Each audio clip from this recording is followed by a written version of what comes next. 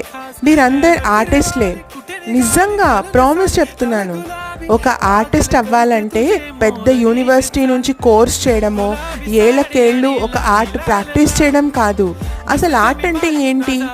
Art అంటే మన లైఫ్ని ఎలా డిజైన్ చేసుకుంటారు, ఎలా పెయింట్ చేసుకుంటారు, ఆ దాన్ని బట్టే ఫైనల్ పెయింటింగ్ ఎలా వస్తుందో అది మన లైఫ్గా కనిపిస్తుంది.